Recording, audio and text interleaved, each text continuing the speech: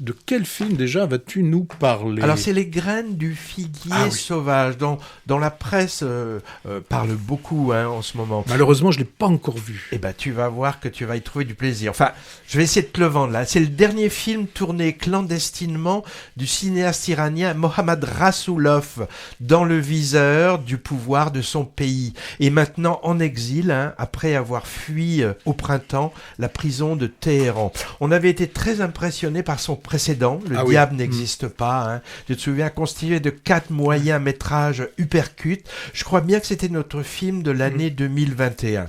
Alors là, il a voulu mettre en fiction et en même temps documenter la répression du mouvement de contestation qui s'appelle Femmes, Vie, Liberté, né il y a 2 ans, suite à la mort d'une jeune fille dans un poste de police après son arrestation pour mauvais port de voile. Cette jeune femme s'appelait Masha Amini et elle est devenue martyr et symbole de la contestation démocratique en Iran.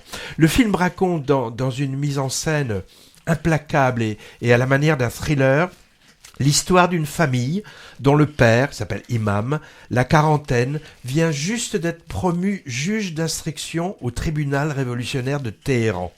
Alors, patriarcat étouffant évidemment, mais a priori mari attentionné vis-à-vis de son épouse et papa attentif à ses 2 filles étudiantes. Et tout va déraper quand les mouvements de rue de la jeunesse, en particulier de la jeunesse féminine, vont s'immiscer au sein de la cellule familiale. Et en plus, son arme de service va mystérieusement disparaître. Alors, dans une atmosphère de plus en plus asphyxiante, l'homme va petit à petit faire subir à sa famille ce que le pouvoir des mollahs, dont il est finalement un des représentants garde-chiourme, fait subir à son peuple. Suspicion, séquestration, extorsion d'aveux et j'en passe. C'est finalement un film sur la paranoïa qui s'empare d'un homme se sentant menacé dans ses certitudes par ses proches.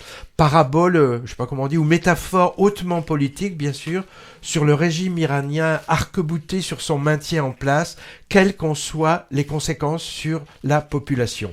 Alors c'est un huis clos familial vraiment étouffant, tourné dans très peu de décors, l'appartement calfeutré de Téhéran où se déroule une grande partie de l'action, la maison au milieu de nulle part à la campagne, la voiture qui sert de refuge et la ville fantôme pour une scène d'anthologie finale qui m'a évoqué Shining. Alors ce minimalisme a été imposé par la clandestinité du tournage. Le réalisateur a dit d'ailleurs avoir rarement été présent sur place, car il était surveillé, donc on lui a envoyé les images à distance. Mais cette contrainte stratégique des lieux déserts ou complètement clos sert finalement le propos du film en renforçant l'idée d'enfermement tant physique que mental. Alors la tragédie, c'est ça qui est aussi assez fort, elle n'est pas dénuée d'humour, en particulier par la présence parfois assez mutine des 2 sœurs, dont les attitudes nous montrent qu'elles ne sont guère différentes des jeunes filles du monde entier. Ces 2-là sont sans cesse devant leur smartphone à regarder des images clandestines envoyées sur les réseaux sociaux. Et ce qui est très intéressant, c'est que le film inclut des captures au portable de scènes de manifestations, de femmes jetant ou brûlant leur voile, d'arrestations arbitraires et de matraquages aussi, souvent filmées d'en haut par des fenêtres d'appartements. Ce sont des vraies images documentaires de ce qui se passait dans les rues au moment des soulèvements populaires il y a 2 ans.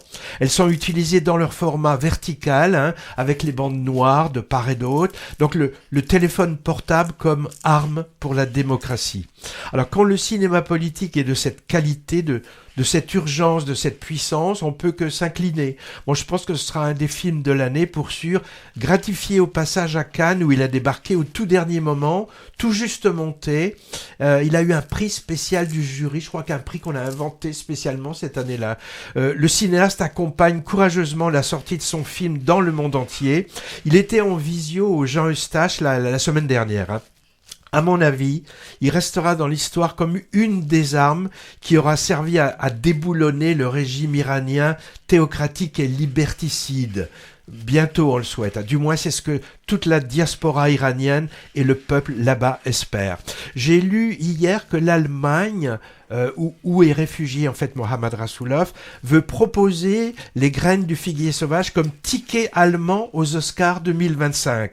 Évidemment, décision diplomatique pour soutenir le mouvement démocratique en Iran. Alors moi qui n'ai pas encore vu le film, la signification de ces graines sauvages, ces graines, c'est la jeunesse qui est donc... J'ai pas compris à vrai dire. Ouais. Je voulais éviter de parler de ça parce qu'en fait j'ai pas tout à fait... Je crois qu'il y a un encart au début mais j'ai pas forcément vu le lien avec le film. C'est vrai qu'on pense à la jeunesse parce que c'est un film sur l'espoir de la jeunesse iranienne, mais le carton du début m'a pas paru très clair.